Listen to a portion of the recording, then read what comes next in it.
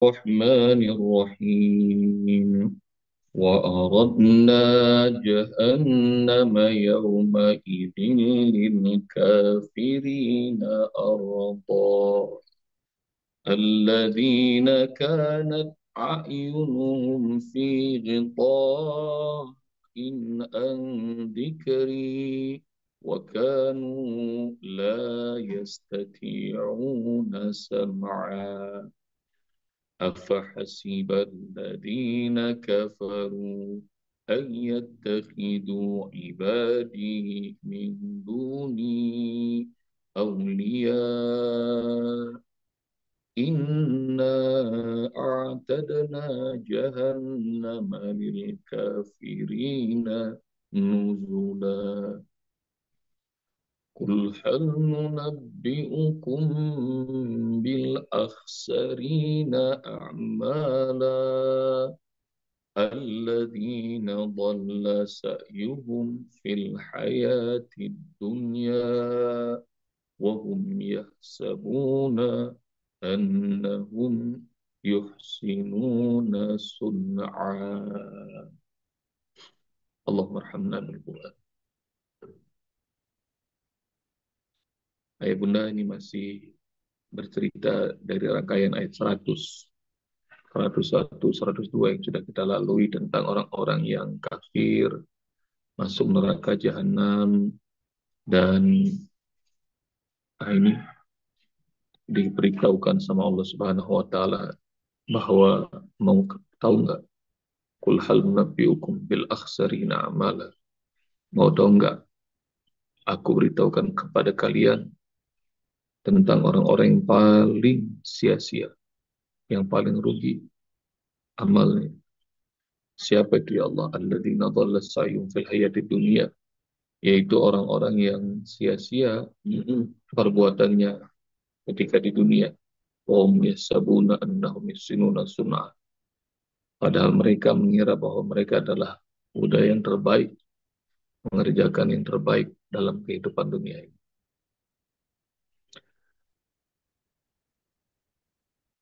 Ayah bunda sabar-sabar kalau ada yang ngomong, ngapain muslim kere-kere, no Yahudi itu pada kaya-kaya, no non muslim itu pada hebat-hebat. Dan ini ayat hiburan buat kita. Jadi bukan tentang prestasi ngumpulin harta di dunia ini, bukan. Bukan juga hebat-hebatan kekuasaan, bukan.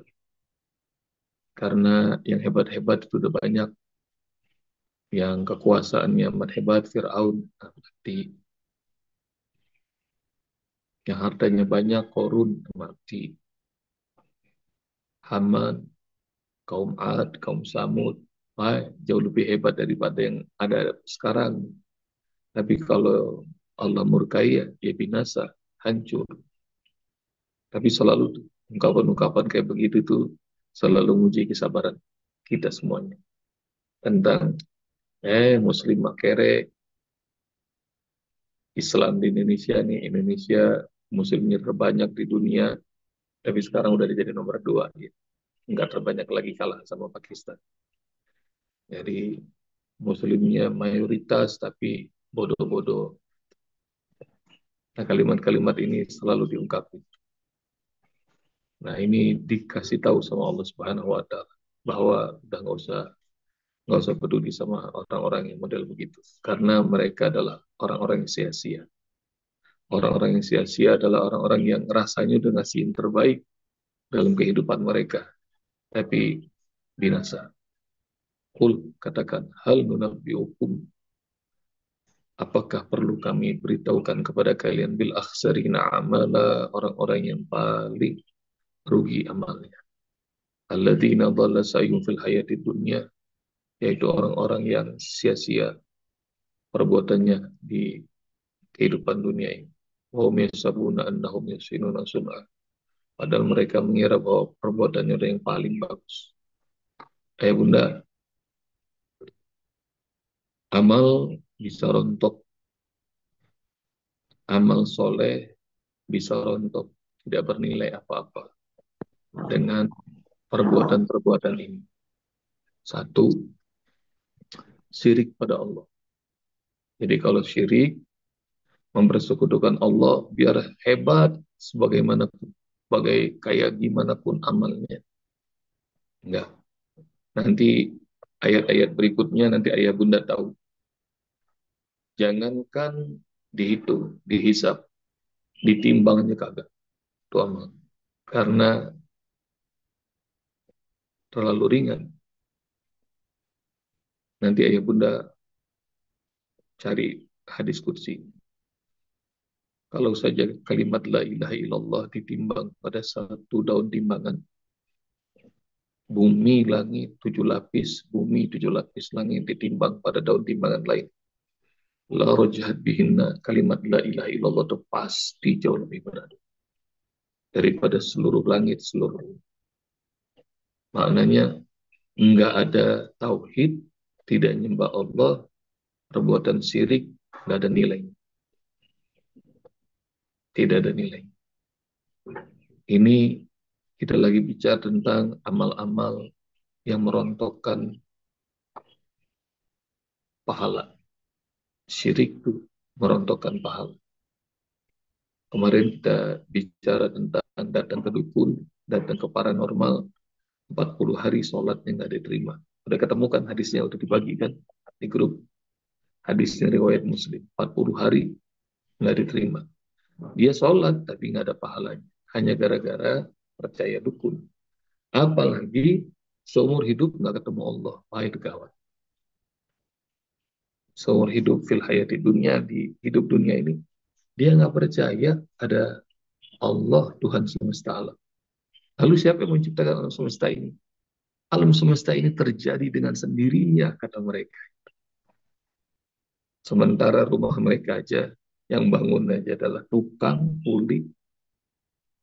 Rumah aja yang buat, mas alam semesta. Mereka bilang dibikin terjadi dengan sendiri. Nggak ketemu Allah.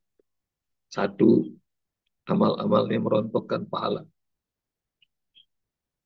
Perbuatan yang melenyapkan amal. Yang kedua, ayah bunda, ria, pamer, pengen show off kalau bahasa anak-anak sekarang, pengen nunjukin, nah, itu ria, ngerontokin amal.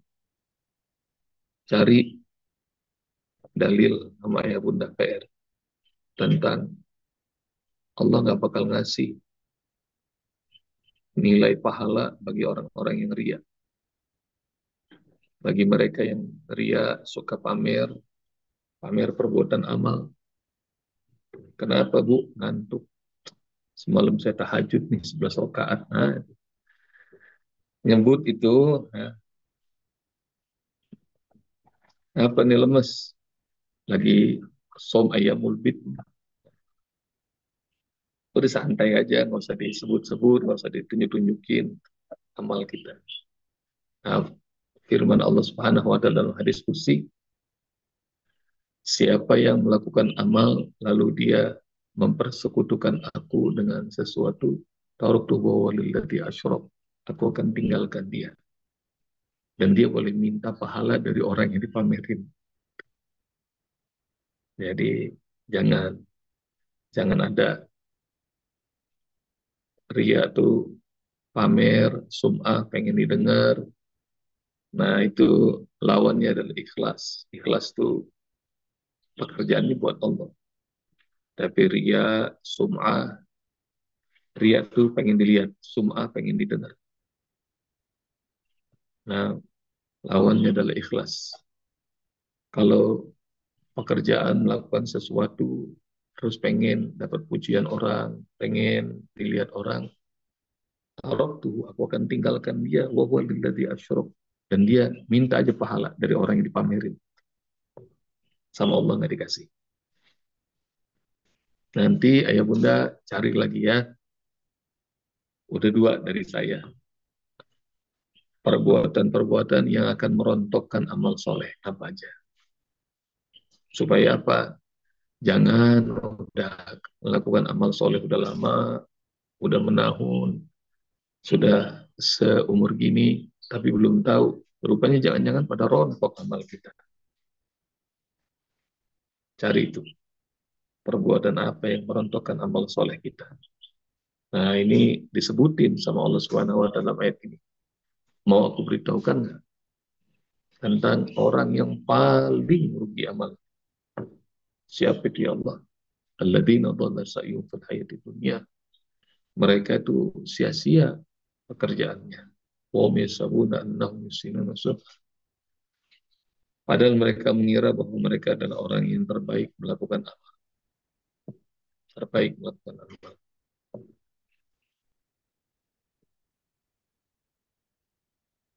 Jadi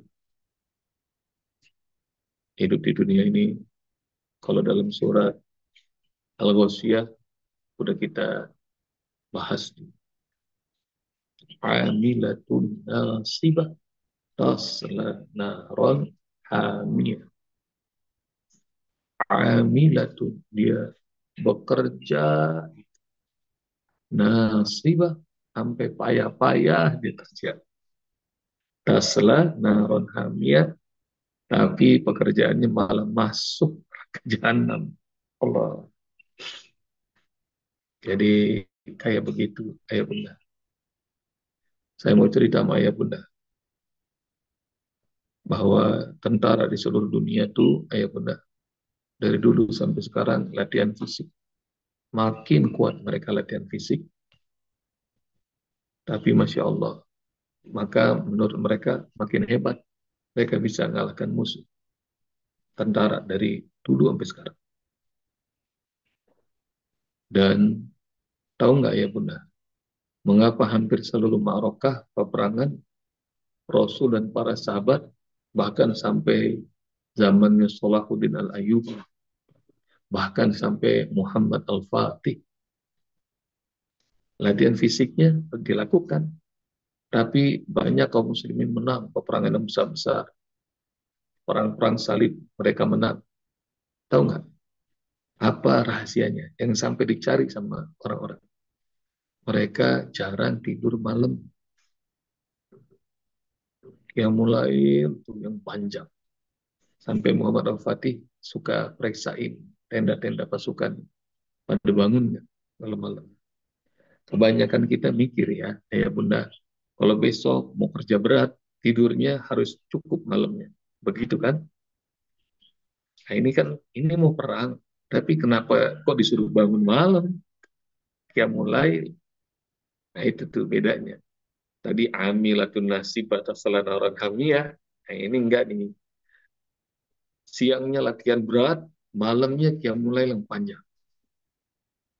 Jadi rupanya kekuatannya adalah kekuatan Allah.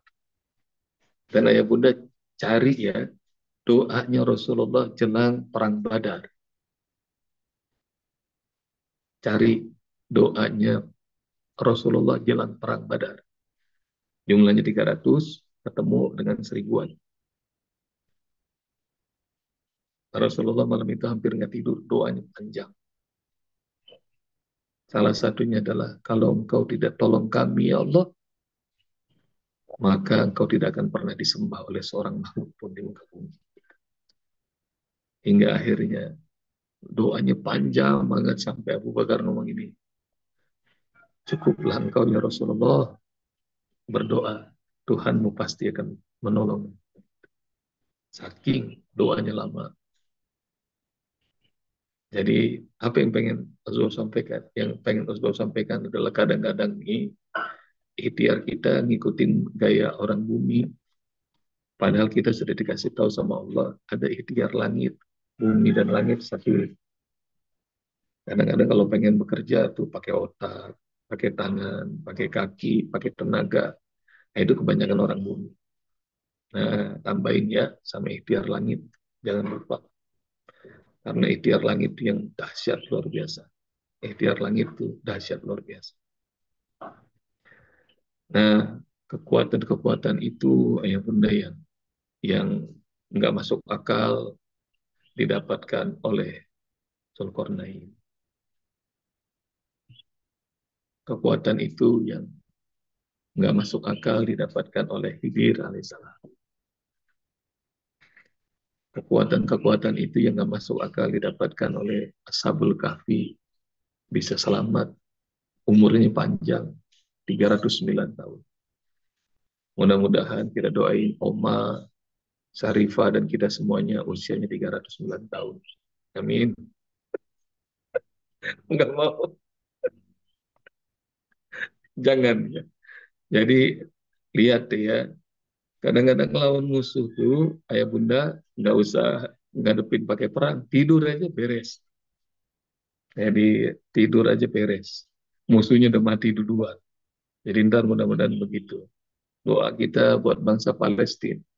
Rupanya Masya Allah. Nanti boleh jadi malah yang menghancurkan mereka, Amerika sendiri tempat menghancurkan. Jadi kita nggak usah ikutan perang. Inggris sudah Amin. mulai ngebelain Palestina, Masya Allah. Ini negara-negara yang tadinya belain pada musuhin Israel. Jadi doa, ikhtiar langit. Ikhtiar langit, kadang-kadang ikhtiar kita suka ngikutin kebanyakan orang. Ikhtiarnya bumi, capek, lelah, tahu-taunya masuk neraka. Nauzubillah. Nah, jadi berlelahlah dalam ibadah pada Allah. Dan jangan lupa semuanya harus lillah. Jadi lelah, filah, lillah. Keren. Lelah, filah, lillah. Nah, jadi ilmu pagi ini buat saya dan ayah bunda semuanya. Lelah, filah, lillah. Filah itu mengerjakannya selalu jalan Allah. Lillah, ya semuanya buat Allah, buat Allah. Nah itu yang nanti akan jadi amal soleh yang gak bakal sia-sia. Jam 6 sudah, ayah bunda. Jadi besok bakal dikasih tahu sama Allah Subhanahu wa taala tentang orang yang nggak bakal ditimbang amalnya. Semuanya nggak bakal dikasih balasan. Balasan nerakanya, balasannya adalah fahabitut amalu, amal mereka semuanya habis. Fala nuqimu lahum yaumil qiyamati wazna, dan kami nggak bakal timbang amal mereka, nggak ada. Jadi mau kata orang yang paling dermawan sedunia, tapi kalau nggak ada Allahnya, nggak, semuanya habis. Gitu. Demikian ya Bunda. Insya Allah yang mau ikutan rombongan ke Cianjur, ke Subang Tunggu, dan Umi Dedi, Kak Iva, Bunda Suci, itu itu Chief Rudi diajak tuh, Bunda Suci. Kemudian Bunda Sri Siti, mudah-mudahan selamat dalam perjalanan. Insya Allah nanti kita doa bareng di sini. Jazakumullah. Assalamualaikum warahmatullahi wabarakatuh. Waalaikumsalam warahmatullahi